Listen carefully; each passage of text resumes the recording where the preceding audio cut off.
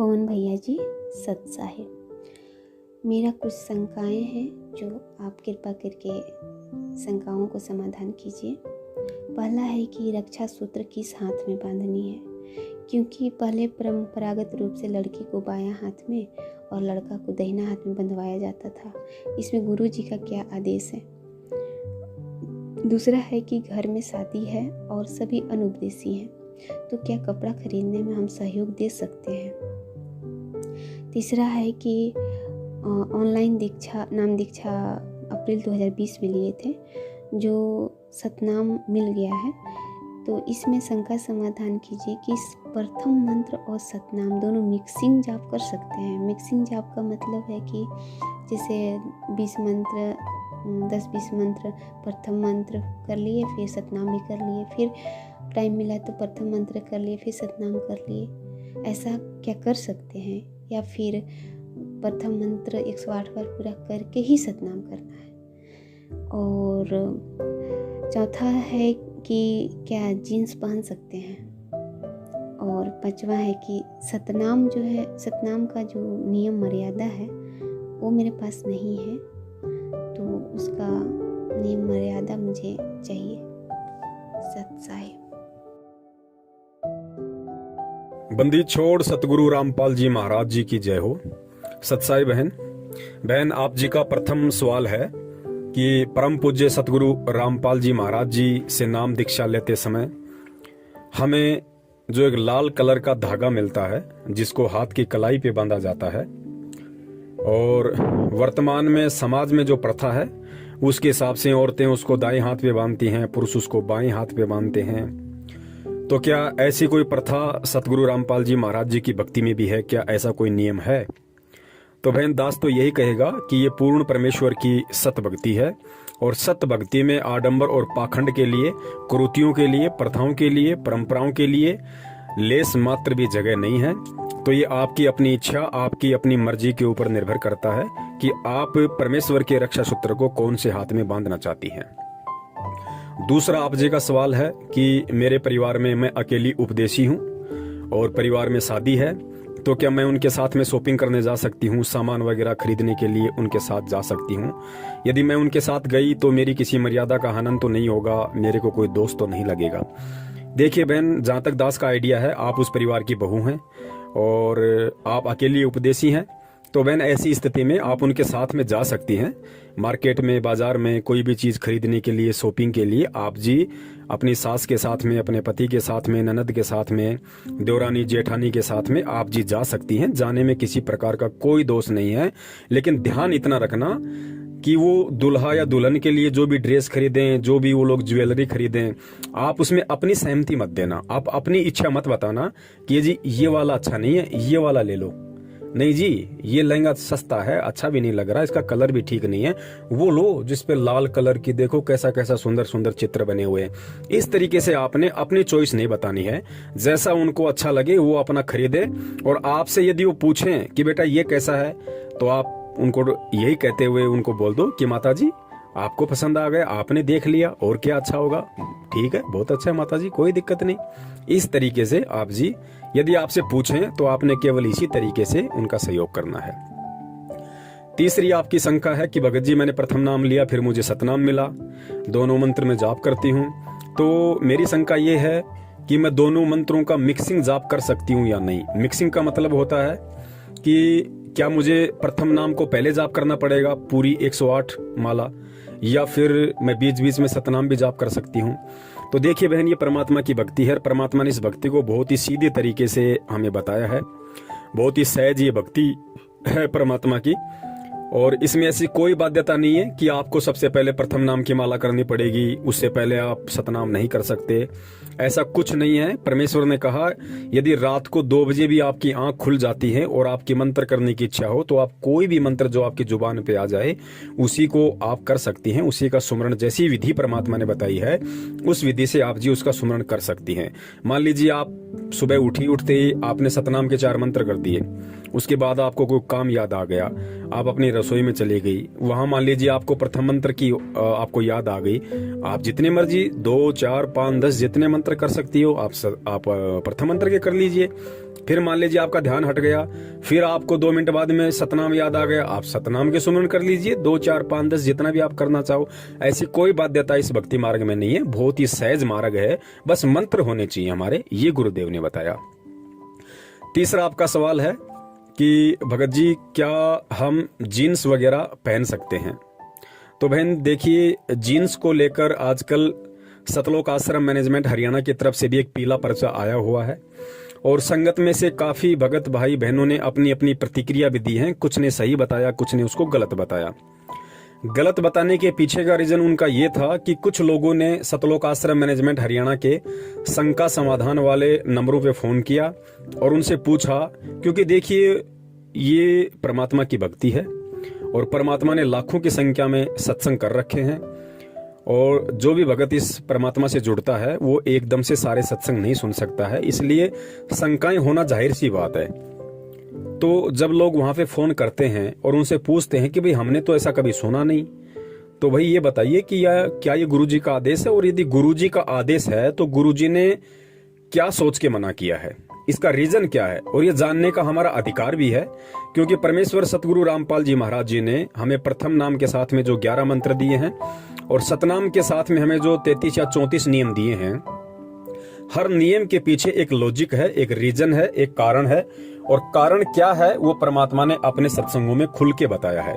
अगर कोई भगत भाई बहन परमात्मा के वो सत्संग नहीं सुन पाया है और यदि सतलोक आश्रम मैनेजमेंट हरियाणा के शंका समाधान पे फोन करके पूछता है, तो ये जाहिर सी बात है सतलोक आश्रम मैनेजमेंट हरियाणा के शंका समाधान पे जो भी भगत भाई बहन बैठते हैं, ये उनकी जिम्मेदारी बनती है कि वो उस भगत को परमात्मा के ज्ञान आधार से संतुष्ट करें कि भगत जी परमात्मा ने इसके पीछे का ये रीजन बताया।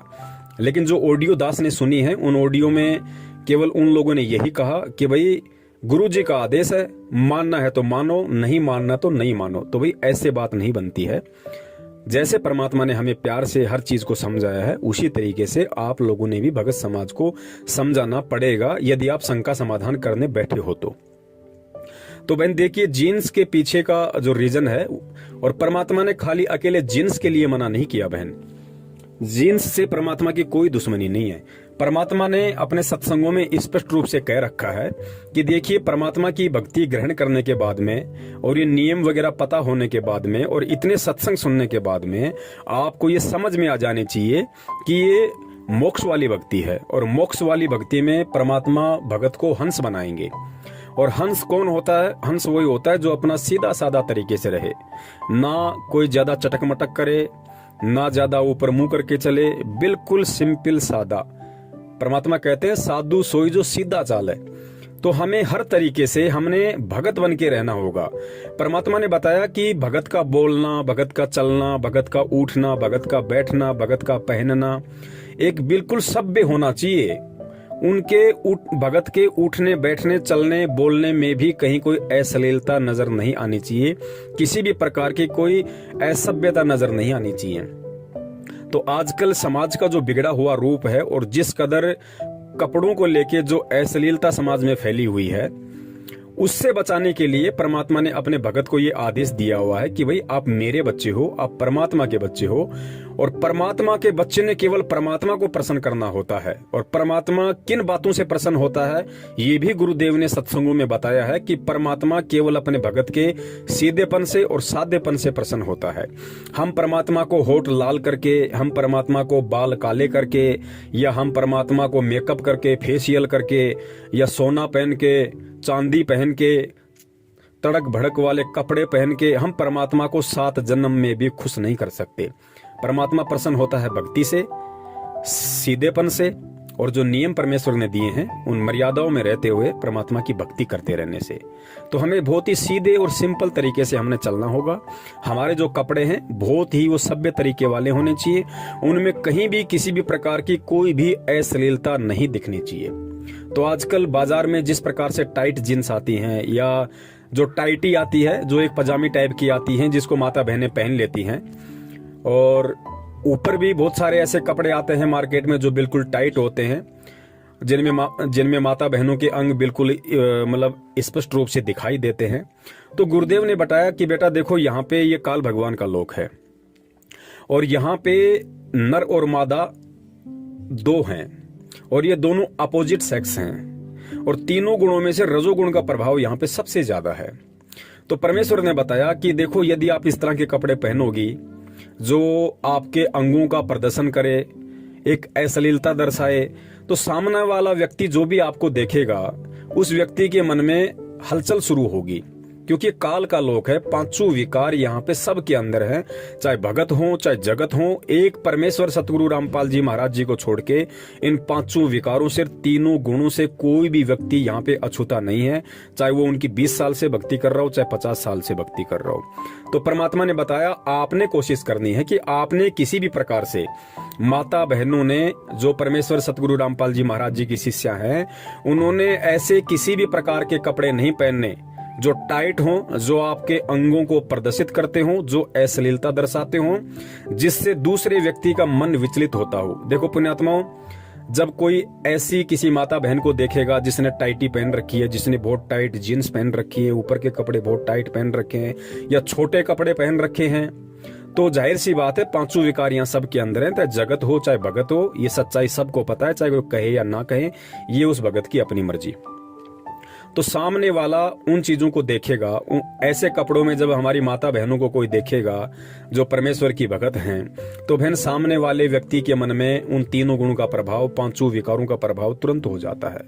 तो सोचिए, जब वो भगत परमात्मा की बेटी को देख के, पुण्यात्मा ध्यान देना, जो हमारी माता बहनें हैं, यदि हमारी माता बहनें जो सतगुरु रामपाल जी महाराज जी की शरण में आ गई और उसके बाद यदि वो इस तरह के कपड़े पहन के मार्केट में, बाजार में जाती हैं या अपने घर पे पहनती हैं, तो जाहिर सी बात है जब वो बाजार में जाएंगी या कहीं भी जाएंगी और कोई भी व्यक्ति जब उनको उन कपड़ों में देखेगा, तो पुण्यात्मा यहाँ पे सभी तो दूध के धुले हुए हैं नहीं। 99% लोग यहाँ पे पांचों विकारों से ग्रसित हैं। अगर किसी पे थोड़ा बहुत प्रभाव कम है तो वो 1% है, और 1% में कौन आता है?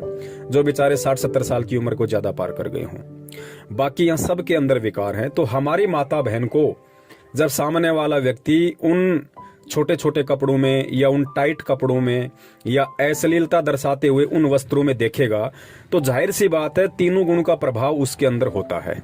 तो रजोगुण का जैसे उसमें प्रभाव हुआ, वो आपके प्रति गलत सोचेगा, उसकी नजर आपके ऊपर जाते ही गलत विचार पैदा करेगी।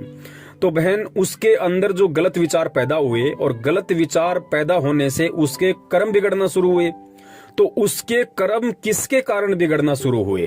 उसके कर्म उस औरत या उस बहन बेटी के कारण बिगड़ना शुरू हुए जिसने छोटे कपड़े पहन रखे हैं, परमात्मा का ज्ञान लेने के बाद भी, परमात्मा की समझ होने के बाद भी, जिसने छोटे कपड़े पहन रखे हैं, जिसने टाइट कपड़े पहन रखे हैं, या जिसने ऐसे तड़क भड़क वाले, अश्लीलता दर्शाने वाले कपड़े पहन रखे हैं जो सामने वाले को थोड़ा बहुत विचलित करता है।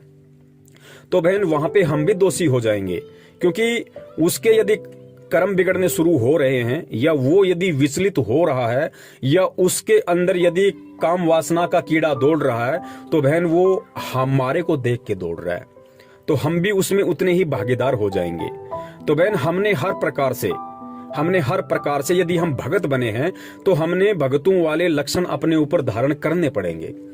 भगत के श्रृंगार परमात्मा ने 16 प्रकार के श्रृंगार बताए हैं। हमने उन 16 प्रकार के श्रृंगारों को हमने अपने ऊपर धारण करना पड़ेगा, धीरे धीरे परमात्मा के सत्संग सुनते रहने से, ज्ञान आधार से। तो बहन, इसलिए परमात्मा हमें छोटे वस्त्र पहनने से मना करते हैं।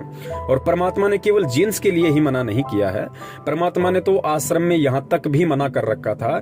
जैसे बहुत सारी माता बहनें हैं अपना जो इस सलवार सूट वगैरह पहनती हैं, तो ऊपर का जो पहनती हैं, क्या नाम है उसका, सूट, जो ऊपर का जो सूट होता है, बहुत सारी माता बहनों का जो सूट है वो इतना छोटा होता है कि कोहनी से ऊपर तक होता है। जैसे भाई लोग, जैसे बहुत सारे लोग आप देखते होंगे जो ये टी शर्ट वगैरह पहनते हैं, तो टी शर्ट का बाजू कितनी होती है, मतलब कोहनी से ऊपर तक होती है। तो जिन माता बहनों का ऊपर का जो सूट होता है वो कोहनी से ऊपर होता था, परमात्मा उसको भी धमका दिया करते थे कि बेटा अच्छे कपड़े पहनो, पूरे कपड़े पहनो, कोहनी के नीचे तक होना चाहिए आपका बाजू, वो किसी भी प्रकार का मतलब अश्लीलता ना दर्शाए। अपने सत्संगों में भी कई बार परमात्मा ने जिक्र किया है कि माता बहनों की जो बाजू होती है वो कोहनी से नीचे होनी चाहिए और बिल्कुल ढीली ढाली होनी चाहिए, टाइट नहीं होनी चाहिए। हमारी जो माता बहनें हैं, दास उनसे यही अपील करेगा, दास उनसे यही विनती करेगा कि आगे से हम ध्यान रखें। तो विशेषकर यदि हम घर से बाहर निकलते हैं तो हम बिल्कुल सीधे साधे ढीले ढाले और एक सभ्य औरत को दर्शाने वाले कपड़े हम पहने। तो बहन इसलिए परमात्मा मना करते हैं। और यहाँ सतलोक आश्रम मैनेजमेंट हरियाणा ने इस आदेश को, जो आदेश परमात्मा सन 1994 से देते हुए आ रहे हैं, उस आदेश को इन्होंने पीले पर्चे में डाल के संगत को ये दर्शाया कि गुरुजी ने जेल से ये आदेश दिया है। क्योंकि जब तक ये लोग दिन में 1-2 पीले पर्चे नहीं डाल दें तब तक रात को ना तो ढंग से इनको खाना खाया जाता है, ना इनको ढंग से नींद आती है, क्योंकि ये इनकी मजबूरी हो गई। इन लोगों को आदत पड़ गई कि हमने 1 या 2 पीले पर्चे जबरदस्ती अड़ंग बड़ंग करके हमने संगत में डालने ही डालने। तो इन्होंने ऐसा आदेश पारित करके भेजा है, गुरुजी का आदेश आया है, माता बहनों ने टाइट जींस नहीं पहननी है। अरे भैया, परमात्मा का क्या आदेश आया है? परमात्मा तो सन 1994 से आदेश दे रहे हैं, अपने हर सत्संग में आदेश दे रहे हैं। क्या परमात्मा जेल से जाके अब ये आदेश देंगे? तो फिर तो परमात्मा सारे आदेश देंगे फिर जेल से। परमात्मा ने जींस वाला आदेश क्यों दिया? परमात्मा तो उसमें ये लिखते, अगर परमात्मा का आदेश होता जेल से तो परमात्मा तो ये लिख के भेजते कि बेटो, मैंने जो प्रथम नाम के समय जो 11 नियम दिए हैं, सतनाम के समय मैंने जो 34 नियम दिए हैं, और मेरे सत्संगों में मैंने जितने भी नियम दिए हैं, तुम्हें उन सब का पालन करना होगा, तभी तुम परमात्मा की भक्ति पे टिक पाओगे और भक्ति के लायक तुम बन पाओगे। परमात्मा एक स्पेशल आदेश क्यों देंगे भाई कि टाइट जींस नहीं पहननी है, खुली खुली जींस पहन सकते हो? परमात्मा ने तो हमेशा कहा कि खुला खुला कपड़ा, चाहे जींस हो, चाहे स्वेटर हो, चाहे पैंट हो, चाहे ट्राउजर हो, चाहे सलवार सूट हो, कोई भी कपड़ा हो, हमने खुला खुला ही पहनना है। हमने ढीले ढाले कपड़े पहनने हैं, हमने अश्लीलता दर्शाने वाले कपड़े नहीं पहनने। तो ये कोई जेल से स्पेशल आदेश नहीं आया है, ये तो इन लोगों की अपनी घटिया सोच है जो संगत को मूर्ख बनाने के लिए, और हमेशा इस तरह के आदेश ये लोग पारित करते रहते हैं। ये जो आदेश है ये परमात्मा का सत्संग रूपी आदेश है। तो पुण्यात्माओं, ध्यान रखना, हमने आदेशों का गुलाम नहीं बनना। इस भक्ति मार्ग में जो भी व्यक्ति आदेशों का गुलाम बन के रहेगा वो व्यक्ति कभी भी इस भक्ति मार्ग पे सफल नहीं हो पाएगा। हमने परमात्मा के सत्संग रूपी आदेशों का गुलाम बनना है, क्योंकि सत्संग यहाँ पे सदा रहेंगे। गुरु यहाँ सदा नहीं रहेगा, लेकिन गुरु के सत्संग, गुरु के वचन यहाँ सदा रहेंगे। तो हमने सत्संग रूपी आदेशों का गुलाम बनना है। और जो व्यक्ति इस ज्ञान को आधार बना के परमात्मा के सत्संग रूपी आदेशों का गुलाम बन गया, पुण्यात्माओं, परमात्मा उसको किसी अन्य की गुलामी नहीं करने देंगे। वो कभी भ्रमित नहीं हो सकता, कभी भी शंकाओं में नहीं आ सकता वो व्यक्ति, क्योंकि सत्संग ही इस भक्ति मार्ग की नींव है। और जिसकी नींव ही मजबूत है तो नींव के ऊपर भाई फिर चाहे भक्ति रूपी मकान चाहे कितना बड़ा बनाओ, कहीं कोई दिक्कत, कहीं कोई दबाव नहीं आना। और आगे आपने बताया बहन कि सतनाम के जो 34 नियम है वो आपको नहीं पता है। अब मुझे नहीं पता आपको क्यों नहीं पता है, क्योंकि वैसे तो नाम दीक्षा के समय पर्चे वगैरह दिए जाते हैं। हो सकता है ऑनलाइन आपको नाम दीक्षा मिली होगी, आपको नियम नहीं बताए गए होंगे। ना ये लोग ऐसा कोई ध्यान देते हैं, चाहे कोई नियम ले या ना ले, इनको इन बातों से मतलब नहीं है। मैनेजमेंट को केवल संख्या जोड़ने से मतलब है, ताकि ज्यादा से ज्यादा लोग ज्योति पाठ और दान जमा करवाए। नियम में रहे ना रहे ऐसी कोई बाध्यता इन लोगों को नहीं है। तो सतनाम के जो नियम है, अगर परमेश्वर दया करेंगे, मालिक प्रेरणा करेंगे, तो दास सतनाम के जितने भी 34 या 35 नियम है, परमात्मा एक विशेष वीडियो उन पे बनवाएंगे। और जैसे परमात्मा ने प्रथम मंत्र के समय जो 11 नियम दिए जाते हैं, जैसे परमेश्वर ने पहले उसका एक वीडियो बनवा रखा है, उसी प्रकार परमात्मा अगर दया करेंगे तो दास सतनाम के सभी 34 या 35 नियमों का भी एक वीडियो अवश्य बनाएगा अपने भगत भाई बहनों के लिए, और ताकि हम लोग नियमों को अच्छे से जानेंगे, समझेंगे, पहचानेंगे, तो हम भक्ति पे दृढ़ होकर चल सकेंगे। अगर समय आया, परमात्मा ने प्रेरणा की, तो अवश्य सतनाम के नियमों का भी वीडियो बनेगा। सत साहिब, जय हो बंदी छोड़ की।